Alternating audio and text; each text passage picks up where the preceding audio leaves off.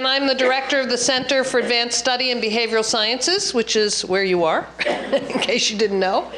And I'm not going to spend any time explaining the center tonight because I really want to give Jonathan time to talk. And Mike Gaetani, who's our communications director, gave me pages and pages and pages of things to say about Jonathan. But I do want to encourage you who don't have them to get a brochure about the center if you don't know about it as you exit later. So I am really delighted. This is the third symposium of the year. We do this every year now in order to introduce to the larger Stanford and larger community fellows from our wonderful class this year who we think would be really interesting for you all to hear from. And when Jonathan said he was coming, he was an obvious choice to be one of our speakers. Jonathan tells me that the only thing, Jonathan Jansen, the speaker, tells me that the only thing I should say about him is that he was a biology teacher. And that he loved being a biology teacher. He loves teaching. But he's been a lot more than that, and I have promised him that I will not read his CV. It is available. It was handed out in some form or another. You can just find him on the web. I do want to tell you, however, that he has, I'm going to look up the number because I can't remember, but it is some mammoth number of followers on social media. 91,000. Yeah, see, that's good. He also writes 2 columns, right, regularly for newspapers in South Africa. So he is someone who is really a major public intellectual and someone who knows how to reach and touch a whole lot of people.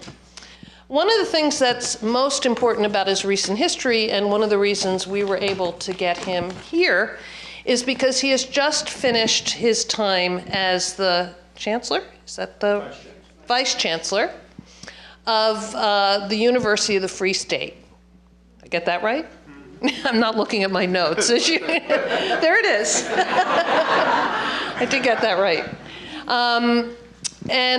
So we were lucky for him to return to Stanford, where he has been before on many occasions, to be a fellow here this year. He is an extraordinary fellow. He's probably the most productive fellow we've ever had. He's already written 3 books. Most of us start one, maybe get a little distance on one, or finish one. We don't start and finish 3 books. Now, let me tell you just a minute or two about his time as the Vice Chancellor at the University of the Free State. He stepped up as a legendary change agent. In a time, he was the first black Vice Chancellor of a white university, in a time of considerable racial distrust and some conflict in South Africa. And he came to the university with very high expectations for him, and he fulfilled them. There was a 2010 feature article on him in the New Republic titled, "The Healer, Can Jonathan Jansen Succeed Where Mandela Failed?" I don't remember that Mandela was the Vice Chancellor of the University of the Free State, or that you were the head of the South African government. But that's a nice title. Jansen instituted a credo of what he calls change during peacetime, which he defines as not merely reacting to bigoted or violent situations when they happen, but to lay the groundwork beforehand for reconciliation through regular discussions about experience, bitterness, and stereotypes. To learn not just to tolerate, but to embrace each other. He set out to make the school a model to the country of how to create interracial community despite our divided past. That was a quote from him. And he succeeded in doing that. But he continued also to be a researcher, though a little frustrated because he had to run a university. So, as I said, he's been incredibly prolific at CASBS, and I'm just going to tell you what he's done here. The first book, titled Race, Romance, and Reprisal, is a study of interracial couples on a university campus in the conservative heartland of South Africa, the rural and largely agricultural province of the Free State. Of interest is how black and white couples obtain knowledge of racial others, and how they make sense of such knowledge in constructing intimate and often forbidden relationships across the color line. The second book, titled As by Fire, is concerned with how leaders led on racially divided campuses over 18 months of often violent student protests calling for the transformation, in fact, decolonization. I can't turn pages, hold a microphone, and read, of South Africa, South Africa's universities. The third book is a reinterpretation of the role of Cape Flats mothers in keeping families together, a story told through the life of his mother. You're just finishing, that one's just about to come out, right? His current work is on the long-term, as if that wasn't enough. His current work is on the long-term effects on families divided by racial classification laws, and a co-edited book on the current state and future of schools in South Africa. Jonathan, as those of us who know him know, is a master storyteller and is known for his insightful and forthright comments on education issues. But it is in his more recent leadership roles at universities that his true wisdom and leadership colors shine through with compassion, humility, and deep understanding. We're sure to get some of that tonight. Thank you, Jonathan, for being here, and thank you for talking with us.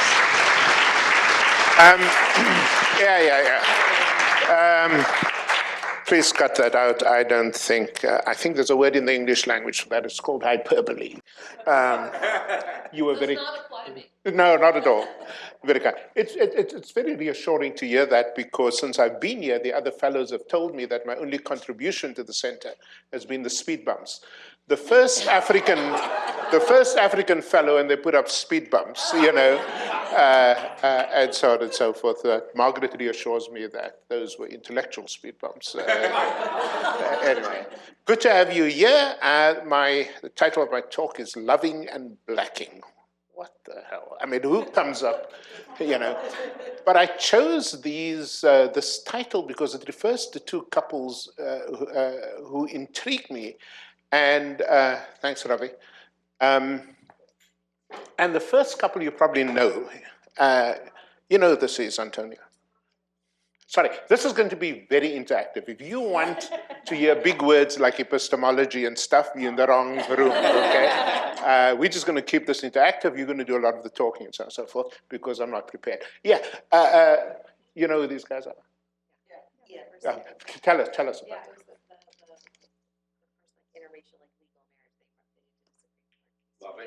That's right, yeah. And there's a movie about this at the moment, or I recently went to see it. I was really impressed by the acting. But this is a couple from Virginia, the state of Virginia. And they fell in love and decided to get married in 1958. But they couldn't get married in Virginia, so they drove across the state lines and got married in Washington, D.C. Problem, when they went back to Virginia, they were arrested. He was arrested for 1 day, she was arrested for 5 days, you know. You're very much like South Africans. You discriminate in your policy on arrest, but they were quite brave. And in that's 58 when they got married, and in 1967 they went to the Supreme Court, and the court overturned the laws banning interracial marriage in a case with the beautiful title "Loving versus Virginia." Isn't that beautiful? Loving versus Virginia. Now, most of you would know Loving. Who are the South Africans in this audience? Raise your hands. Normally you don't, but sir, where are you from? You look like a Cape Townian. Durban most recently. Durban. Vicksburg, I'm sorry about that, but that's in the Free State. It's a provincial joke.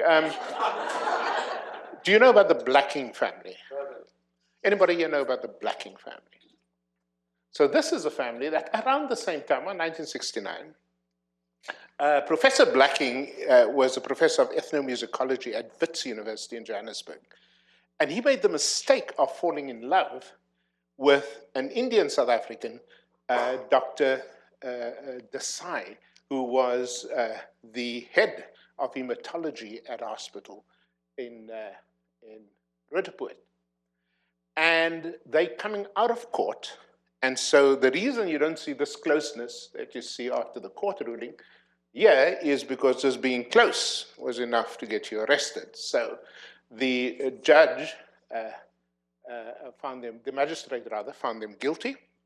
And then they took this case on appeal to the Supreme Court in South Africa at the time. And the Supreme Court confirmed the decision of the lower court. They then immediately left for Belfast, where Professor Blacking got a job at Queen's University. And he died recently. I wrote to Dr. Desai to interview her, but I don't think she wants to talk about what happened so long ago. Now, there's two countries that always fascinate me in terms of how the stories about race run parallel. Those of you who've read books like George Fredrickson's book in 1981 on white supremacy in South Africa and the United States, but even more recently, Tony Marx's book called Race and Nation, in which he adds Brazil. These two countries are fairly messed up in the obsession with race, and in particular, racial intimacy. And so, just the other day in the New York Times, isn't this a beautiful quote there? Now, of course, Kevin Maylard was talking about cinematic representation, in other words, the appearance of normal interracial relationships in movies, and that's what I had to say, and I found that interesting. This appeared the other day on TripAdvisor. How would the South Africans here advise this concerned person with the unlikely name of Witty 227? Is it safe for interracial couple to travel to South Africa? John Gilmore, is it safe? Okay. I thought this was very interesting. The fact that people actually responded was even more interesting, but I cut that off. So this is a study that is sort of, that comes to me both personally but also intellectually. Personally, because when my wife and I were dating, we would regularly be stopped by the cops. And I remember one time in Rondebosch, Cape Town, where the cops stopped us, and they brought the flashlight through the window, and this bloke, who would probably describe himself as colored, was very excited because he made a catch. He was a black guy and a white girl in the car. So he shone the torch in my face. And, but of course, it's obvious that this guy is black. So he goes to my fiance with the same torch and shines it in her face. And instead of asking her, of course, directly, he goes by proxy and he says to her, where are you from? Now, he's asking that question for two reasons. One is to determine accent. The other is to determine place of residence. That is, where you stayed was a dead giveaway in terms of racial classification. So she said, Athlone. And he said, you can go. So both the accent and Athlone, which is a black area, or in his mind, a colored area, is sufficient for him to say, oops, mistake. But imagine you go through that on a regular basis. But that is not just ridiculous, but sometimes even funny in retrospect. But it's not funny, even today, for these 10 couples whom I interviewed at our university. And I wanted to know from them what happens in 2016, so many years after the laws disappeared. What do you experience as interracial couples in the Free State, in the country, and so on? And why is it so difficult today? So, I'm going to keep this light. If you want the formal research paper and you want to read big words, send me an email, and I will send you the formal paper immediately. So here are the couples. Maybe I should say a word or two about each of them. There's a big thing here at the center about not touching this board, so I am so scared. And Margaret is right in front, so I'll read it. Is it Sally? It's Sally. So yes, Clarice and Andrisha, I've never met two young people who are... Now, the reason I wanted to show you the photos is in part because I'm proud of these kids. But there's another reason, and that is to show you what happens in a country where people appear racially ambiguous. That is, where it's not obvious. Now, as Californians, many of you, I'm quite sure if I asked you who's the white person in this photo, you'd say, you know, we can go either way. If you're South African, you know immediately, because you've been so trained to think of people in terms of 4 categories, but I'm coming to that again. Here is a very interesting couple, Russell and Shivani, and I've entered them into the interview set because she is Indian, and her father's biggest fear is not that the guy is white, but that he's not Kashmiri. So, you know, I wanted to add that layer of complexity. I also wanted to add this couple because when George and Melanie, I so wish you understood Afrikaans, because, you know, when you translate in almost any language, you lose some of the richness of the original meaning. So I have to give it to you in English, but the two of them held hands, which is a stupid thing to do in the Free State. They held hands as they went to the waterfront, and for the locals, the South Africans, please don't ask me to explain why Bloemfontein has a waterfront. You are distracting me from the main talk. But George and Melanie holding hands, walking to the hardware store called Kloppers in Bloemfontein. And the tannie, the auntie at the cashier's desk, faints, you know, on seeing this interracial couple. She faints. And when they revived her, she went straight for Melanie, the white girl, and just said to her, my child, what do you think you're doing? To which Melanie responded, oh, don't worry, Tannie is gay. She said, you could have told me that in the first place. You know, so I want to put Adi and George in here because here's another sort of layer of intrigue in South Africa's obsession with race and intimacy. So here are the 10 couples. I've taught almost all of them, in part because I introduced a compulsory undergraduate core for all freshman students, as you call them in this country. And I've worked with many of them. Lauren, for example, now coordinates the core curriculum for me at the University of the Free State. These two, Clarice and Andrisha, helped me transform the residences and so on, which is an ongoing project, I can assure you. Andrisha moved into a white male Afrikaans res, which you should not do without a solid insurance policy. But that residence is now called Bayes Nordia, who is a progressive Afrikaans figure in our history, and Clarice moved into a black women's residence.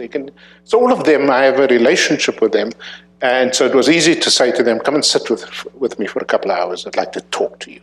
And this is what happened. But I want you to listen to their own experiences of intimacy in the Free State in South Africa. My biggest fear when I looked at him was like, he's really handsome, but I doubt he's going to go for an Indian girl from Lesotho. But I had a friend who had known him. She's like, Shiv, this mindset that you have is ridiculous. I was sitting in church one Sunday morning, and I remember just turning my head and sawing Lauren, and I went like, sure. And afterwards I heard, but this girl is English speaking. And I thought, Afrikaanse boertjie, I'm not going to go there. Probably the best word to describe is home. This comfort of home. I kind of found another home, a place which I could call home, and that was just in her presence. I actually never knew she was white. To be honest, that first day I thought you were colored, because your friends are colored. And then when I went home that week, yeah, and then I saw father come home, and then I was sitting like this, and I was just like, because I didn't know originally, because it was at night. I can't believe it. I didn't know it. It's horrible.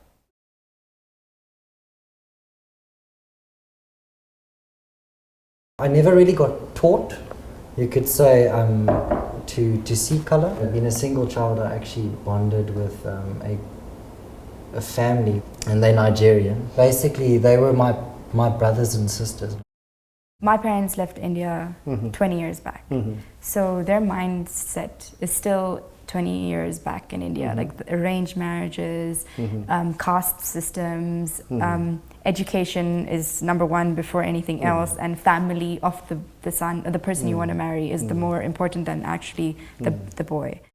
When I was 12, we adopted a little boy. His name's Jaden. He's a little coloured boy into our family. And they said, do you have any specifications? And my parents were like, if it's a child we can take, it's a child we'll help. We were always taught character above colour, or like even if we asked like about the colours, my father would always say, he's not white, he's flesh, or he's brown.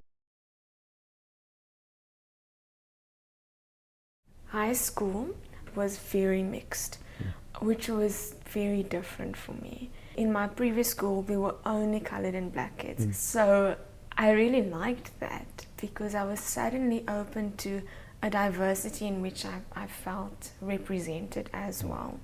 Like, I didn't even know what racism is until I got to high school. It's like a big culture shock, like having to learn Afrikaans and actually seeing how different people are. In grade 8, people would want to like feel your hair, like they didn't know what it feels like. Like some guys will even ask you if like your blood is red and stuff like that.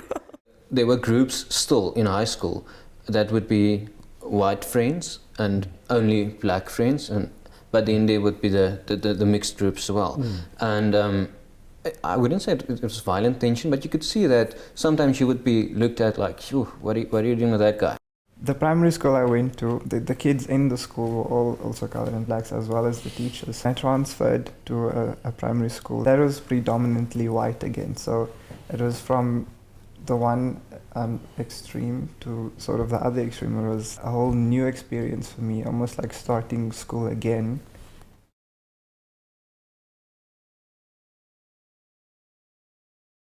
Sometimes I just wonder why. How do they experience this now? What do they think? And is it wrong? Do they think it's wrong? And with my friends, they always ask me, what did your parents say? And I'm just thinking, I don't know, nothing. They made me clean the garden, not really, but such things. And I think other people are more worried about it than we are. Oh, one night we went to a heimat, I think it was in my second year, and my black friend Glompo went with, and one of the guys said, oh, did you bring someone to wash the dishes? I thought he was a friend, and then when he said that, I just realized there's no humanity in him. Last year we bought milkshakes to celebrate his birthday, and I bought a chocolate milkshake and he bought a vanilla milkshake. Which was not planned. Which was not planned at all. And it was coincidental that the colours of the milkshake were almost the colour of our skin. And everyone was like, oh, you two are destined to date each other. End of 2013, we just started dating. It was, I mean, people were just like, oh, or walking through campus, like someone said to me, congratulations. So I said, on what? It's a person, it's not like...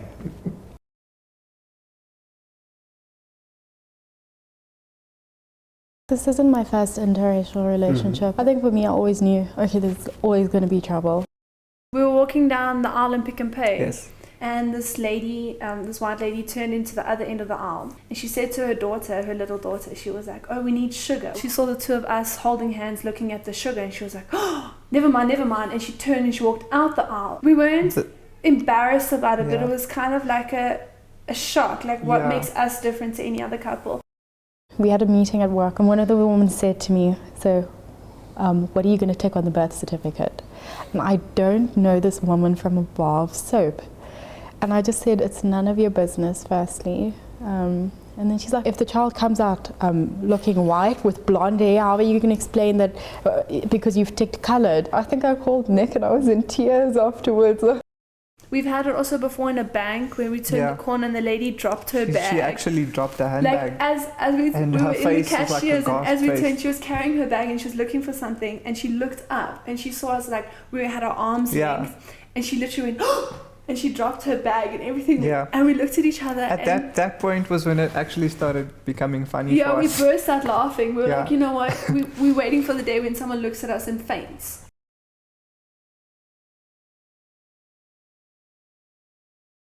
My mum will accept anyone. With my father, he went to university here and he said he was one of 9 people of colour on the campus out of 10,000 white people. He was just more protective of me because he said, I've seen these people at their ugliest and I know what they can do.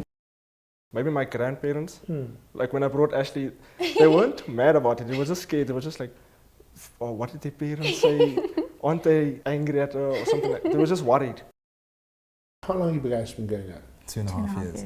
His parents know, my parents don't know. And I speak to them every single day. I tell them about everything else except for this. Because we have such extensive, large families, it's not even what my parents think, it's what my aunts and uncles think. Marrying out of that specific religion, it's not a racial thing, it's losing tradition. My parents fear that I won't be a Kashmiri anymore, I won't follow the traditions that I will follow.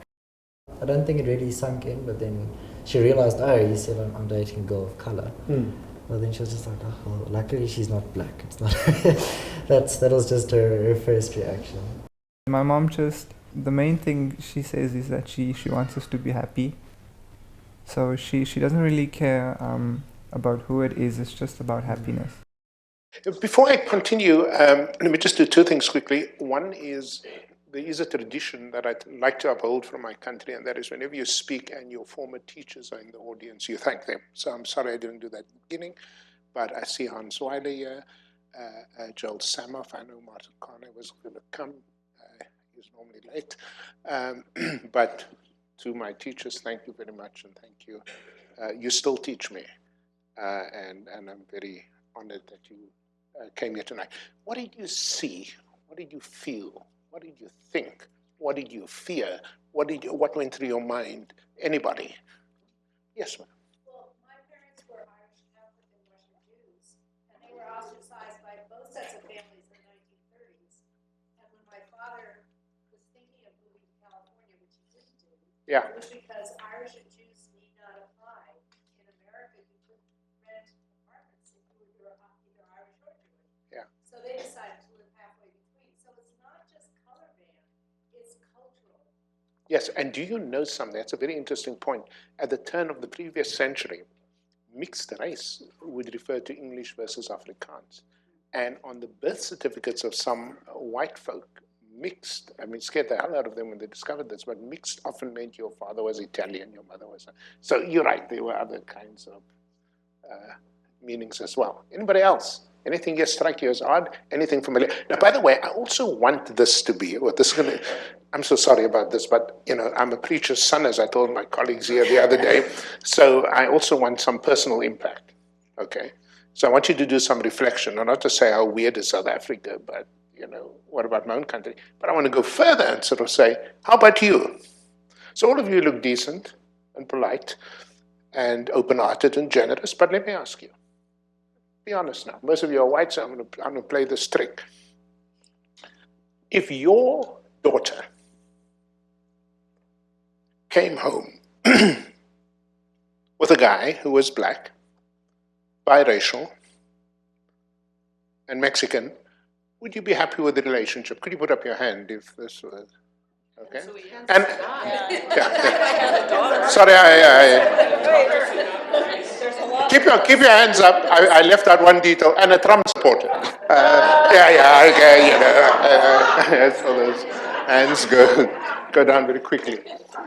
Now, one of the things that interested me in thinking about these interviews was this notion of reprisal. Now, the word has sort of two meanings, one in Italian and one in French. And in the one sense, it means retaliation. That is hitting out, lashing out, hitting back. But in another sense, it means restoration. In other words, giving back, bringing things back to the normal order of things. So just keep that in mind as we go through this, because I was interested in how does this reprisal actually work? Where does it come from? What are its objects? And why does it persist to this day? So you would have heard from these young people, and I've obviously given you very selective bits out of a very long book. But read this if you don't mind, and then we'll talk about it.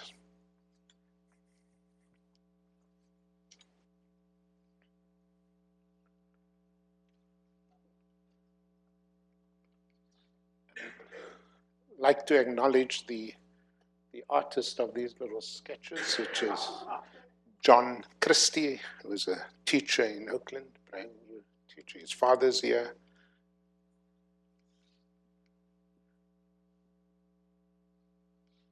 So I want you to imagine you're going into a restaurant and the person you're going with doesn't look like you.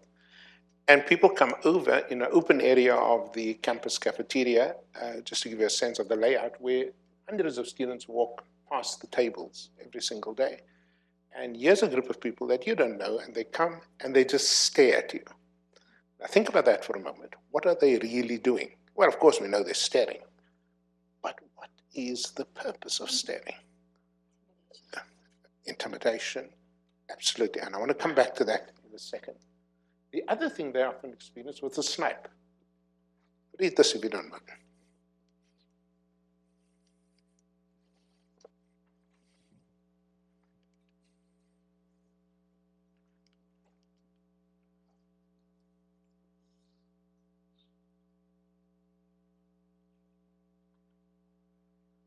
Imagine you're 18 to 20 years old and something horrible like this happens, and regularly. And the third is the snipe.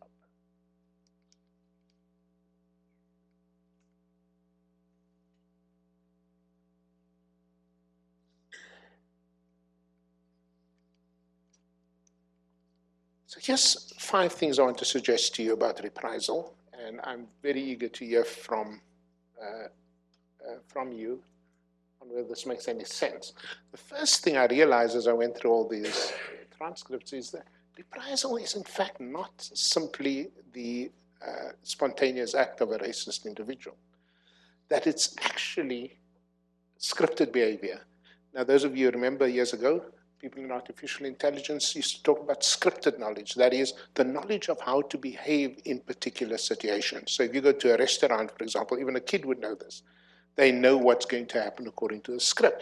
The waiter would come, ask for drinks, disappear, come back, ask for main course, and later on bring you the menu for dessert, da-da-da-da. You know the script. So I don't accept that these are individual actions, because the one question you have to ask is, why do they all act in the same way? Why is everybody staring? Okay, you can imagine another planet in which you wouldn't do that if you saw people. Etc. So this is learned. The fact that it has a learning component obviously has pedagogical significance. In other words, this is something that you teach and can teach both in informal and formal settings.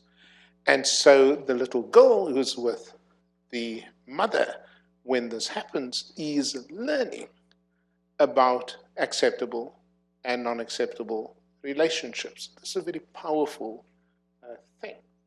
I already spoke about number 2. Number 3, there is also a sense, if I had more time, I'd give you some further evidence for this, of race loyalty. So even the black kids would say to their black friends, to George, what are you doing with Milani? Or, you know, you don't really belong there, you're part of us. Or if it gets really nasty, you know, Tafelberg, which is the equivalent of, you know, friend of niggers. You can imagine how hurtful that is and how disturbing that is. Coconut, or you're behaving like a house nigger. I don't know how that language of Malcolm X got into the Free State, but it's there as a weapon, and so on and so forth. So what reprisal obviously does is also to reinforce racial identities, to keep reminding you that you are white, or colored, or Indian, or African. Now, I'd like to pretend I'm perfect, but I'm not. So I was very upset when my son came home with a white girl.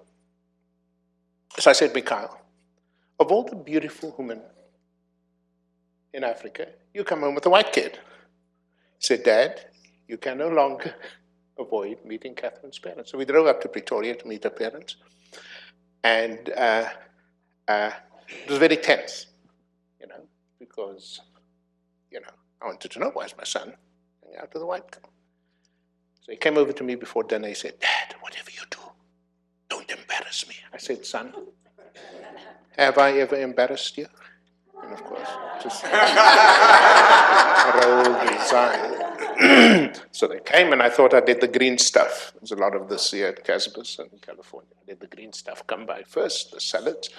And when they brought the meat, I decided to strike. So I said to this white family, and I spoke to them as if they were deaf. I said, so, what first crossed your minds when my son decided to darken your doorstep. Poor son and future daughter-in-law went sliding under the table. Embarrassing. But Brenda, the mother, as they say in Afrikaans, sy was nie op haar bek geval nie. She was right up there and ready, and she spoke in working class English, which endeared me to her. Not Cape Town English, working class English. And she said, well, that's what she thought when she first saw my son at the door. Well, I said to myself, Brenda, Brenda, I said, are you truly a non-racist? So when she saw my black boy, she questioned herself. She didn't judge. I was so happy. I ran to her, gave her a huge hug, and we've become good friends. Sometimes your kids make you a better person. You know. Then my daughter got in on the act, by the way. So she came home. I'm telling you this story because, you know, partly South Africa is so messed up with these 4 categories. So she decided to go out with an African bloke, which drove my aunts and their aunts and uncles crazy. You're supposed to lighten up the family. And so she came and she wanted me to meet this guy.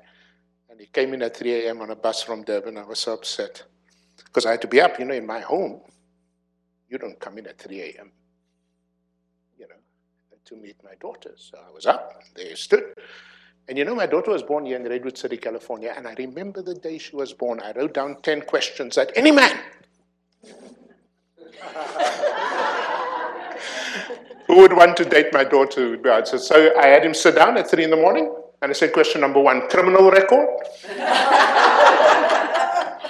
He said, none. I said, bank account? He said, none. I said, previous girlfriends? He said, none. So I realized I'm getting nowhere, so I jumped straight to question 7 because this caught out every young man who's come to date my daughter. Because you know, as a son of an evangelical family, the Bible is very clear in the book of Ezekiel, chapter 13 and verse 4, that your daughter must not marry an uncircumcised Philistine. So you said, are you a Philistine? So I posed the question. I said, are you circumcised?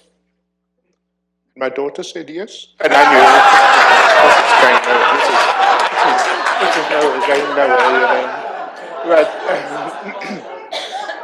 Reprisal, of course, reminds you that you're black.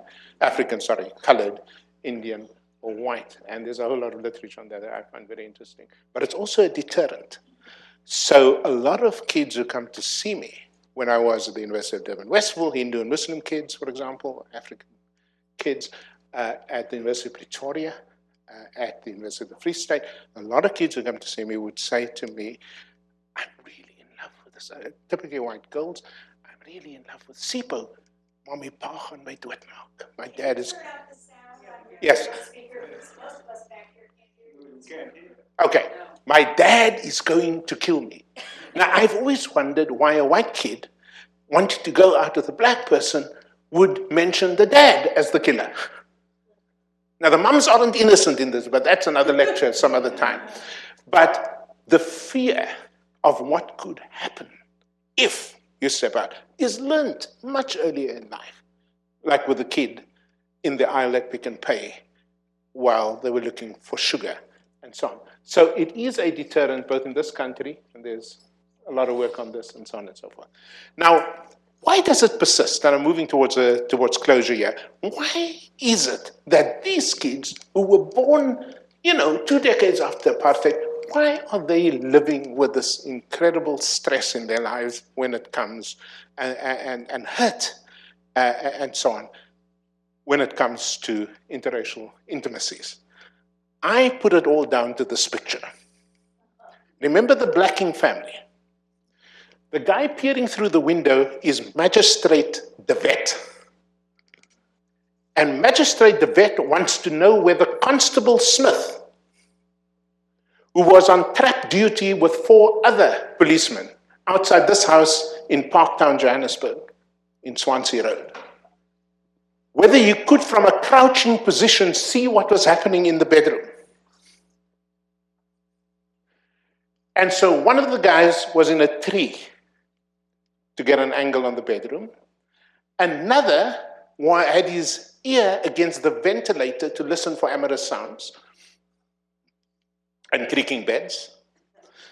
The other one looked through the curtains to see what could be happening. And the magistrate, before he makes a ruling, wants to know whether, in fact, it was possible. Here's the question. Why the hell would you go to all this in detail? Anyway, the magistrate found that it is possible to see through the window, found the couple guilty. But before he did that, the policeman rushed in, took the couple, Desai and Blacking, to the district surgeon to be physically examined to see if sex took place. I lie you not. Another policeman went in and went to feel whether the bed was warm. Another policeman took the sheets away for examination. Okay? So if you want to know why reprisal persists, is I don't know, even in your own country, of another country, that had this web of laws regulating behavior by race, including racial intimacy.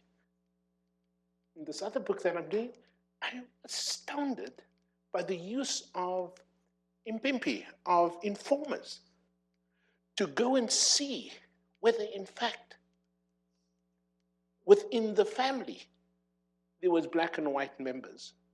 Okay? Show me another country that would set up a whole bureaucracy to check whether anybody got a pen there. To set up what is called a pencil test. To check whether if the pencil slides through your hair, you're white, thank God. If not, who would go to those lengths to determine the race, especially since there were also other elements in the racial classification system besides appearance, like ancestry and acceptance by the community. Did the community accept you as white or colored or whatever the case might be? Now, the consequences were harsh because the system was maintained not just by allocating privilege and preference, but also punishment. So a white man who slept with a black woman got fewer lashes, okay, than a black man who slept with a white woman. I mean, everything was great. Donald Woods, when he was here, when I was a graduate student, made a point that the night before you get executed for a crime, if you were a white killer, you'd get a whole chicken. If you were a black, you'd get half a chicken. Who the hell cares about the size of the chicken the night before you're executed? South Africa does, okay?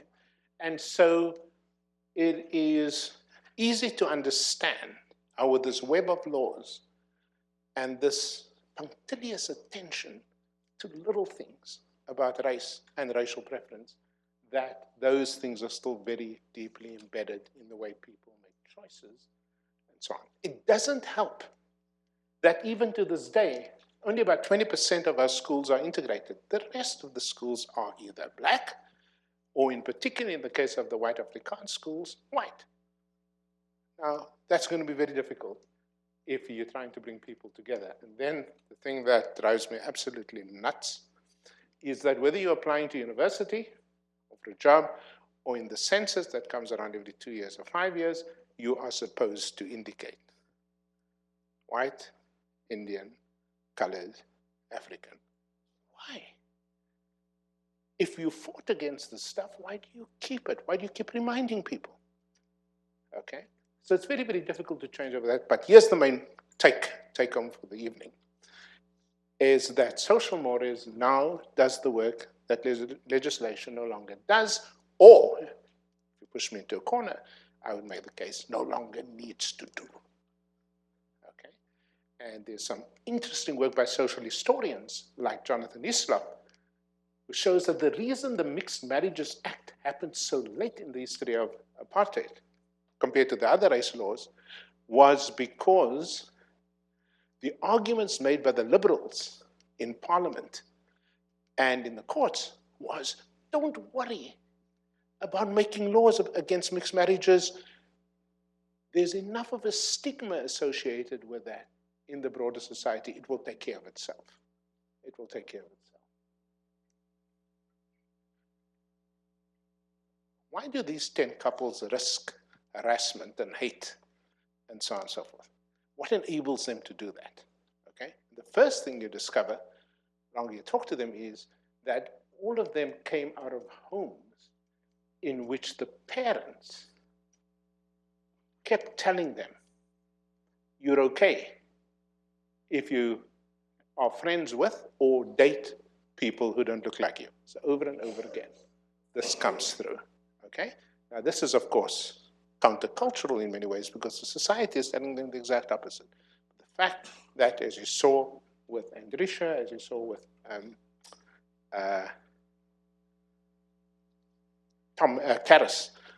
Topkin, repeatedly the story of my father always said character above color, and so on and so forth. So that comes out very strongly in the homes that you go in.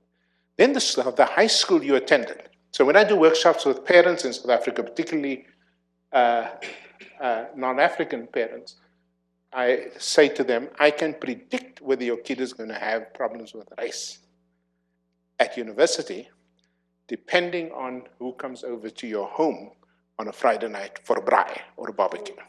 I can predict. They will look like you, go to the same church, love like you. I can tell you now, you messed up. Your kids will be messed up. And they will come as 18-year-olds to the university and we will struggle. The high school, definitely, because if you went to a high school that was integrated, you were more likely to have sleepovers at your home with kids who don't look like you. You were more likely to play in the same rugby team or cricket team or soccer team.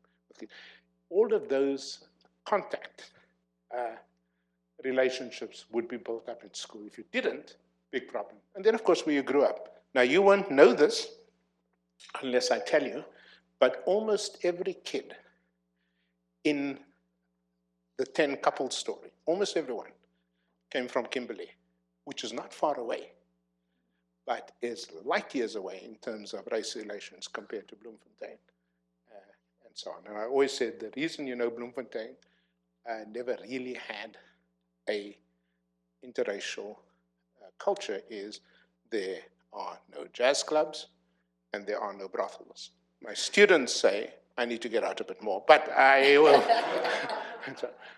But certainly on the first two, a very important point.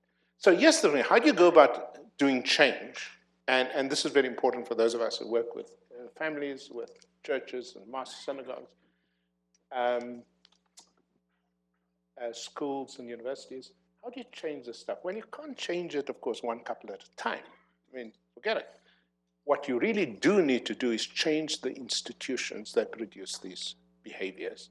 And secondly, you really do need, and there's very good work in social psychology on this, as many of you know, it's really, really important to encourage and support border-crossing youth, as I call these 10 couples, because they, in fact, set at least the possibility, they give us the possibility of what could happen if we indeed, to quote one of my heroes, end up in a situation where people value the content of your character above the color of your skin. Allow me a little promo.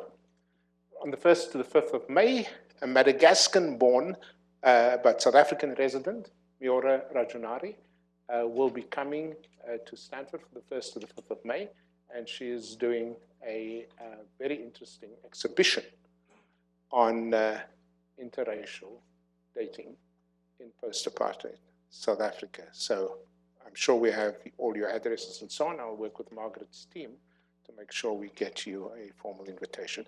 Thank you for listening, and I look forward to hearing from you.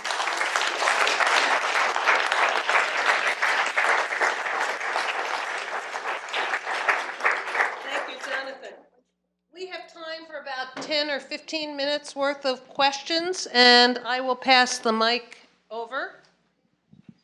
So, I saw somebody, you in the way back. I think you were the first with your hand up.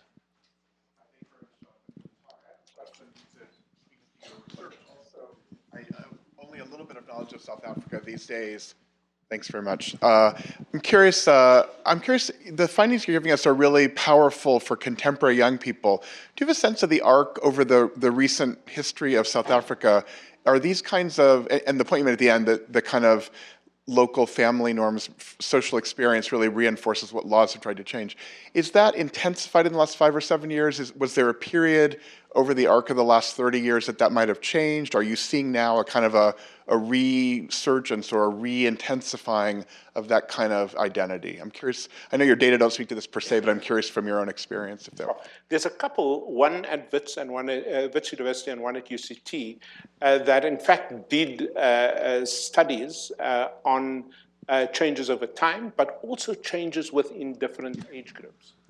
And what they found out is that the one thing that has changed is the formal commitment to interracial anything.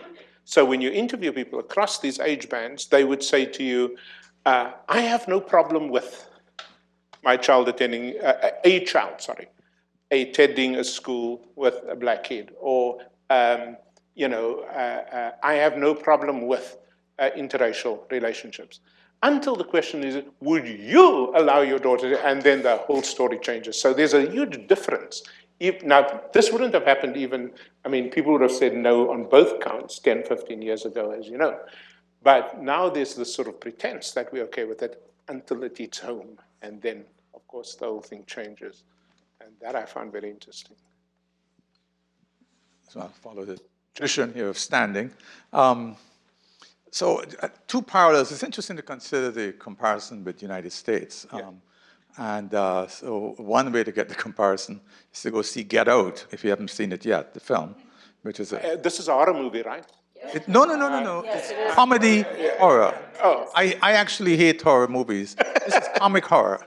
And I believe you wouldn't, it's not like Texas Chainsaw Massacre. Okay, all right. But there's a lot of very interesting racial stuff. But more particularly pertaining to your talk, my wife and I were resident fellows in Kimball Hall, one of the biggest dorms at Stanford's campus, some years ago. We had a program on interracial dating. We had several couples, more than 10. The most intriguing part for us is that every single one of those couples said, one of the last words their parents said before they left was, don't come home with fill in the blank. So white parents said, don't come home with a black boyfriend, that's your girlfriend. The black parents said the same thing, don't come home with a white girlfriend or boyfriend. The Asian parents said the same thing. The Jewish, it was quite remarkable. And so there they were all hugging each other, completely in violation of their parents' last suggestions. And it was even striking to us that in the 1990s, having brought their kids to Stanford, this would be the last thing that they were going to say. And it kind of acts a bit against one of your first rationales, that in fact the kids who would be pioneering would be the ones who had not witnessed this, because those were fairly overtly racist and discriminatory comments. So it's intriguing. When you look at the research in the United States on those kinds of issues, that is, what are the parents likely to say, one or both parents, and so on, it completely fits with this research.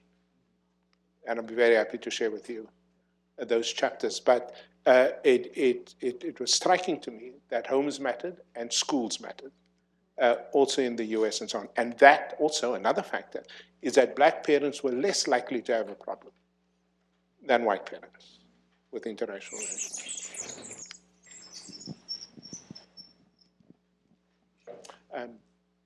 Teddy.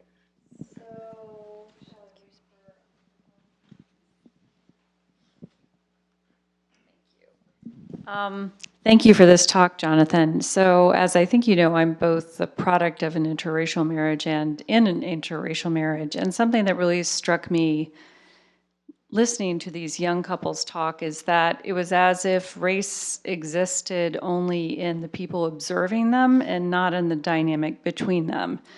And my own experience suggests that that can't conceivably be true, that race and their different experiences have to affect the relationship itself. So I'm wondering, did they talk to you about that? If so, what did they say? And if they didn't, do you have a sense of why they didn't? Okay, so This is a very important point, because when you look on the research on race and relationships in South Africa, particularly by sociologists, there's a very strong judgment that comes through to the point of false consciousness, that these kids don't really know what they're up to. Of course race is present, of course race shapes their thinking and so on. I have a slightly different view on that, perhaps a more soft anthropological view, which is I'll take you at your word. So when you talk to these students, for them, what is the race problem? I didn't even recognize that she was or might be white, et cetera, et cetera. This is my girlfriend, this is my boyfriend, this is the person that I want to go out with, this is my best friend.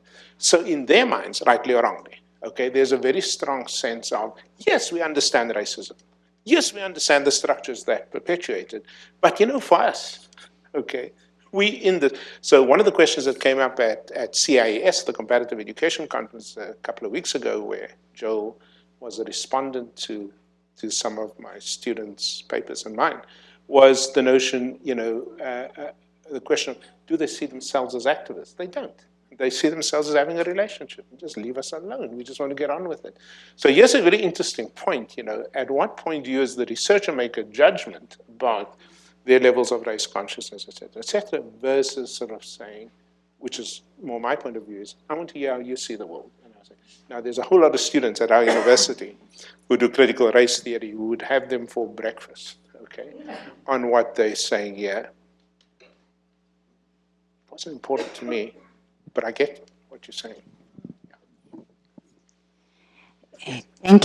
Thank you very much, Jonathan, for the talk, and it's very enlightening. I just wanted to say that I grew up in Rhodesia when it was British colonized, and I just think of the devastating effect of the racism, because I remember as a young girl, at the age of 10, being given the power to write a pass for a woman who worked for us. She was the black woman that took care of us as children in our home.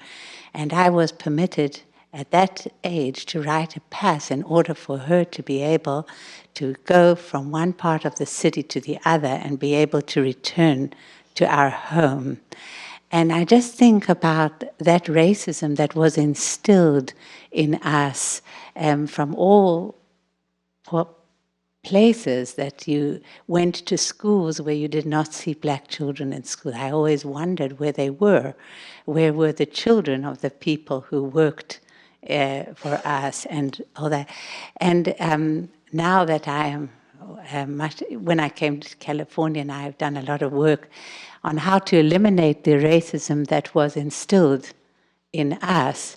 And it's there's a lot of grief about having been separated. It's not only that was instilled in us, and I think you mentioned that in your talk, that the racism was instilled systematically in us, and then we also were separated, so there was hardly any chance to interact with other children, and there's a tremendous feeling of loss, not having learned the language which they spoke. We were never taught the languages to understand the culture and everything. And there was one part where you say the couple that were eating at the university, the chicken out of the same bowl.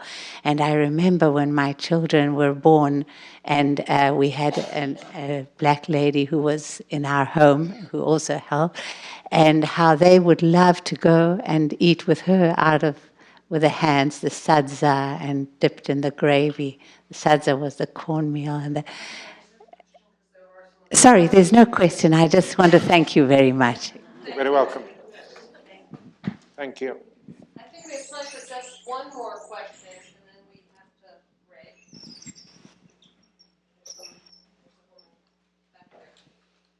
Christy's got one on that. Oh, okay. No, I was No, just there's saying a question goodbye. back here. Okay. While the microphone is going, I just want to also thank the Graduate School of Education at Yes. Stanford, which is co-hosting this event, and which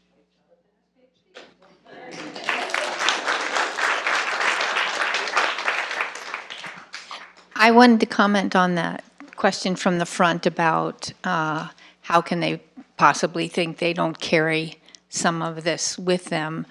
And maybe a partial answer is where these people are in their lives, they're defining who they are. And they're defining who they are in part by taking this step, I would think. And so right now, they're saying, this is who I want to be. And it's a time for taking a stand. It's not so much perhaps a time for reflection on what I carry with me. It's more this is who I'm going to be. So it may be that when they're 35, some of these things will have bubbled up to the surface and they'll be able to reflect on them and et cetera. It's just a thought. Thanks, Rachel. Can I just give you an update on the couples? Two of the couples, Karis and her guy, and also Lauren and Nico, have babies, beautiful little kids, and I'm sure they're still being asked what box to tick. Two couples separated, Inga and Paul separated, but shortly after that, Inga said, I found another black guy, I think you will like him. I said, Inga, it's your choice. And Shivani, the Indian girl from Lesotho, so they've separated as well, but they were both very happy for me to still tell. Where is the exhibition? Where at the university is the exhibition? This exhibition is likely to be, we're still negotiated, in Toyin Hall. I don't know where Toyin Hall is and all that, but I will send you, as soon as those things are finalized this week, I will send you the full information. Jonathan, thank you so much. Thank you.